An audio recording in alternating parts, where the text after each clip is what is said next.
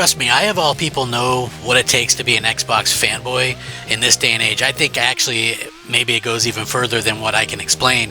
It's kind of funny because originally, I've been an Xbox fan my entire life since day one. I had the first Xbox. I always had the Xboxes pretty much day one. Even when Xbox One was kind of screwing up, I got an Xbox One day one. I got an Xbox One S day one. And then the following year, One X day one. So, I definitely know a little something about Xbox and fandom and things like that. But the level of fandom, I think, has gone beyond, like, coherent levels of, like, being in a normal capacity mentally, right?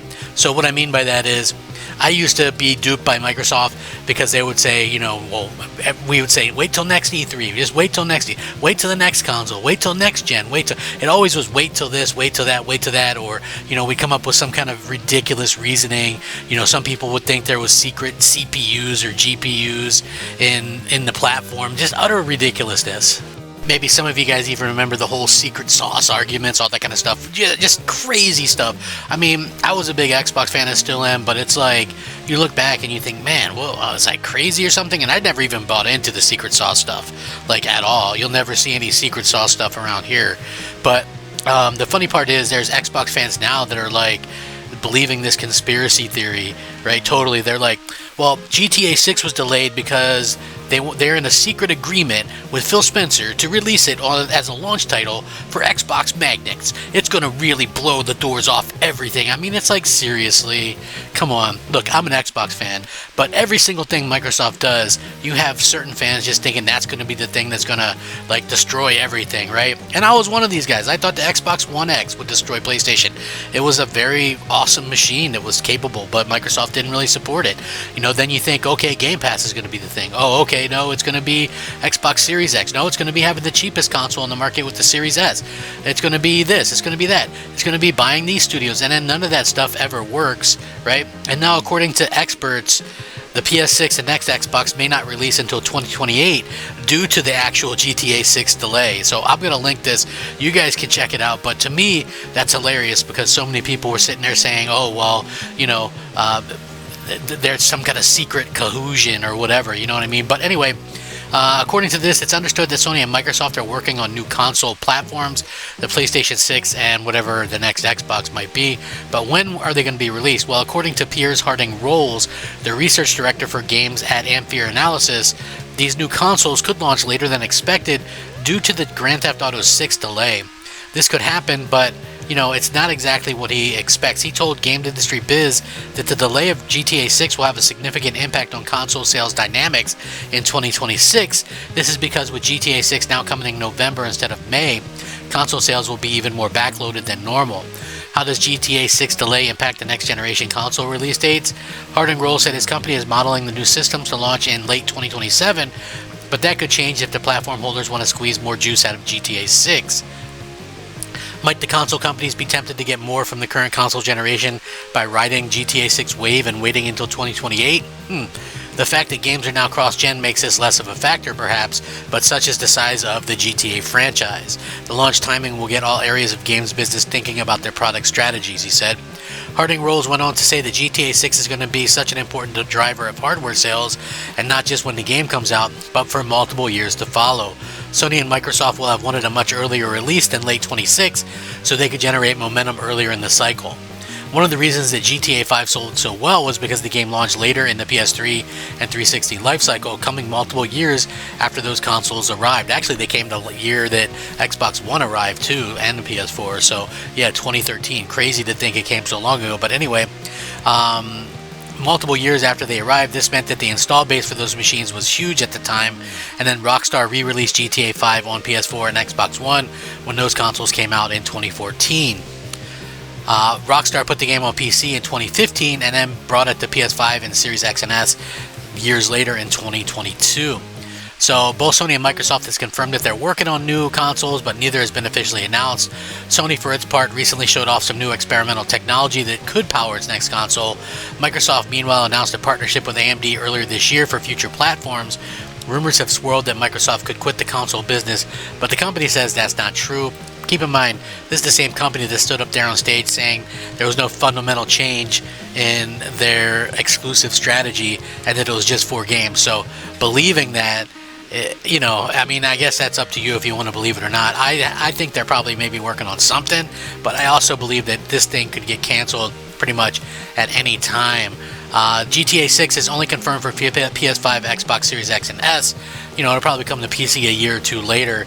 Another reason why consoles are, you know, going to be highly sought after. I think it's going to be fairly interesting to see how, you know, these things kind of lead to like a reaction from the amount of people that are talking about it. But, you know, there were so many Xbox fans that were kind of hyping this up. Like, you know, they legit were saying, you know, it's because there's some kind of secret deal between Microsoft and, you know, and Rockstar and things like that. So yeah, like I literally do not look at this and go, oh well, you know, things are going to be this way or that way. Like I'd never, like, when has Microsoft ever in the last, let's say this entire generation, when has Microsoft ever formed a strategic partnership with a huge third-party game, right?